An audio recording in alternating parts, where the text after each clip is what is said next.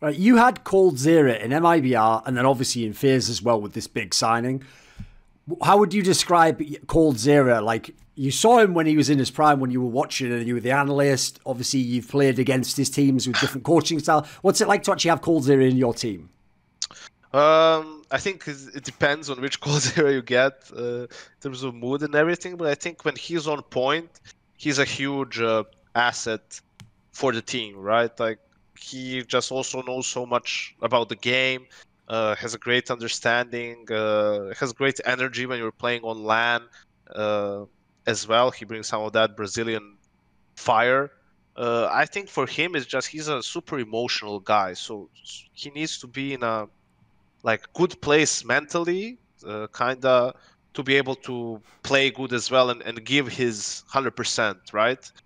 And if he does that, then he's a really great asset for the team. But if he's not feeling it for whatever reason, then the same level of energy is not there. Like, he's not doing things to the same extent. And I think that was one of the problems we had towards the end of the lineup the last, I don't know, several months, is because of this COVID stuff. Like everything's super weird. For everyone, and motivation starts to lack a little bit, and so on and so on. And I think it affected them more than it did some of the other people, which then translated to everything else and so forth. I think it's also a matter of the game has sped up a little bit, especially online, which it's not really his style 100%. And I think if we could have brought in Alex and moved things around a little bit, I think it would have been even better for him, because then Nico would just play the aggressive lurk all the time and he would play the passive one. I think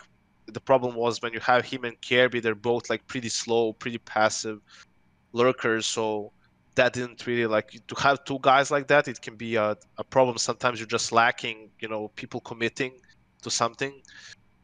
But yeah, I think that's the thing. I think Cole can still be one of the best players in the world, without a doubt, especially when things go back to normal and you have lands. These players, some of them, they're fucking, old. They've been doing this for a long time. I think 50% of, okay, that's too much, but I don't know, out of the top teams, you will have 15, 20% of players would just stop playing if this was how it was, playing online and sitting at home, right? Like that's just not fun, and they don't need to do it anymore if they don't want to. They're doing it for the lands, for the arenas, for that feeling, right? And it's no more people can say whatever they want. Look at teams like Fnatic and Mouse. When this online stuff happened, they went down instantly. Navi as well, right?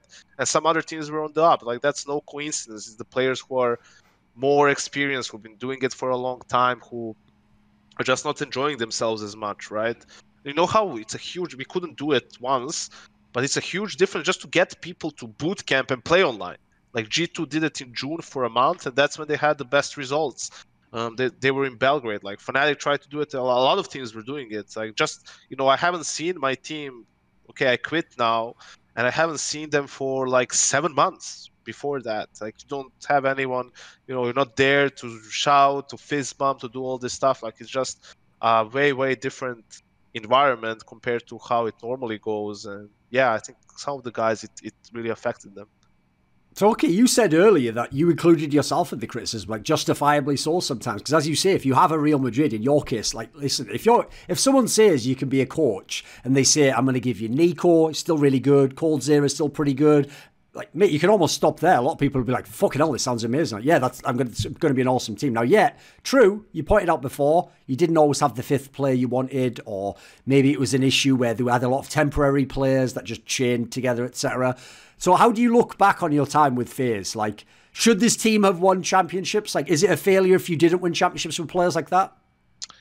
You are always supposed to win championships with players like that. But listen, it's difficult when I speak from this position.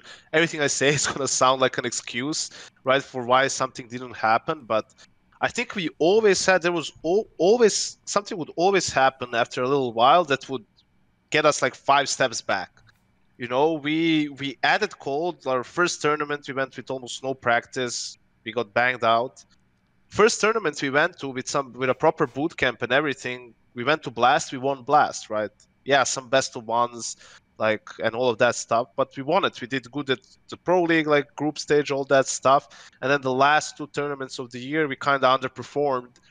But we realized that we needed to change some things role-wise and some things practice-wise. And we got into 2020 beating everyone like at Blast. I don't know if we dropped a single map at that tournament. Don't think so. At that group stage, and then we go to Katowice, as I said, and we lose 2 times to Navi, right? And we don't make even the playoffs, which is like, it's a really bad result for us. But when you look at how we played and who we lost to and so on, you're kind of feeling good still. Then this thing gets switched to online because of COVID, and after the first tournament or the second one, like Olaf retires. People don't understand like how difficult it is to replace a player like Olaf. Like for that role, for the player needs to be experienced, he needs to be confident, because you have to go for plays sometimes by yourself. Like you have to take risks, you have to try to create space, right? It's no surprise that Olaf is doing like pretty good now that he's back, because his strength never was in our team like, oh, he has insane aim or he's doing I don't know what. No, it's always his brain and his game sense and his experience, and that doesn't go away. Especially I've listened to him in a couple of post-game interviews. Like he seems to be having fun now. Like he's in a good state of mind as well.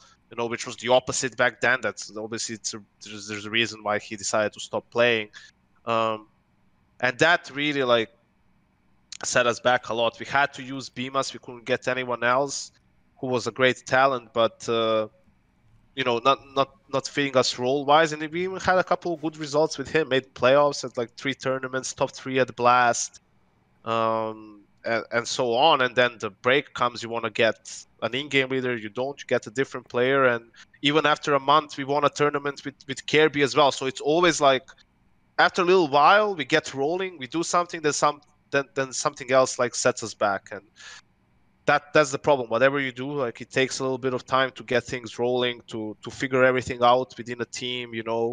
Obviously, I'm not saying like need 6 months to do it, but you can't expect a team to click instantly, right? So I think it's somewhere in between. It's some unfortunate circumstances that have happened, some failures on our part, some maybe not the best decisions roster-wise at times. Who knows? Like it's a combination of things